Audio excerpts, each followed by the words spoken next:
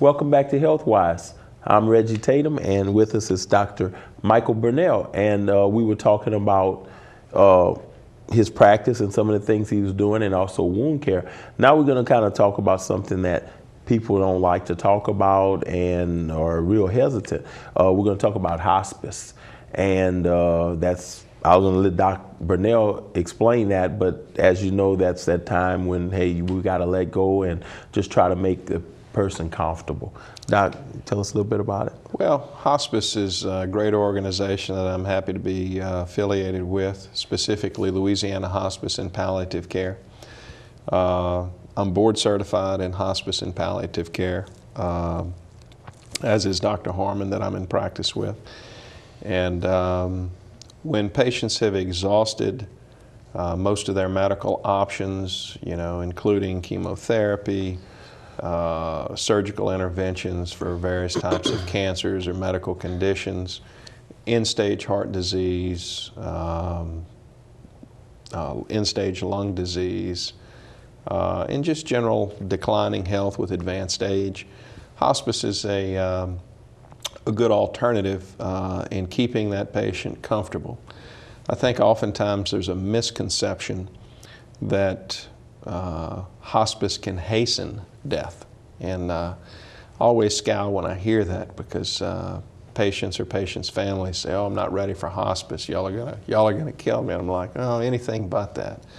We know through various diseases, disease states, what the end result is gonna be, and approximately a time. Now, we don't have any kind of magic gypsy ball, crystal ball that can tell us what that time frame is gonna be.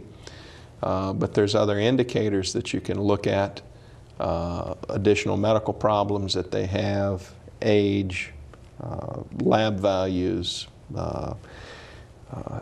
skin integrity, oftentimes support systems at home that are going to give us an idea of about how long that patient has. And if they've exhausted a lot of the other medical options in treating whatever condition they have, hospice is a good choice to come in. We have excellent nursing that gives individual attention. They come into the homes, they provide routine visits to assess the patient. They communicate with the doctors to do routine medicine adjustments, be it comfort levels, be it swelling control, be it diet, and make that patient comfortable and have their final days or months with us as comfortable as possible. And we have good working relationships with all the other physicians in town. We have some great oncologists that help us out here, Doctors Rainey and Cole. So it's something that I'm proud to be a part of. The nurses, again, still do the home visits. The doctors still make some house calls, which I think is a rewarding part of our practice, to go into the patient's home and see them, evaluate them, educate the family on, kind of where we're going, why we're doing what we're doing, and answer their questions that we have. And again, the nurses do a lot of the legwork for us. But we're still available, we're still around, and I don't know, it's a good organization. So, well, we were saying hospice. Now, what's the difference between hospice and palliative? I mean, is it the same thing? They're both end-of-life care issues. Hospice, palliative care is comfort care. Okay. And reducing pain, reducing suffering. Now, how does does the family or does the patient come to you and say, "Doc, I want hospice"? Or is this something that is offered, It's typically offered. A lot of families are aware of the hospice option. We offer it, to patients, and I think sometimes it's a difficult talk that some doctors, for whatever reason, maybe aren't ready to have with their patients. Some families view it as giving up on their loved one when they say, "Oh, we're going to fight till the end." Well, as you and I were talking earlier, I said that end result is going to be the same, and that's fairly predictable, and it's all on how you get there. You know, comfortable at home, surrounded by family and friends.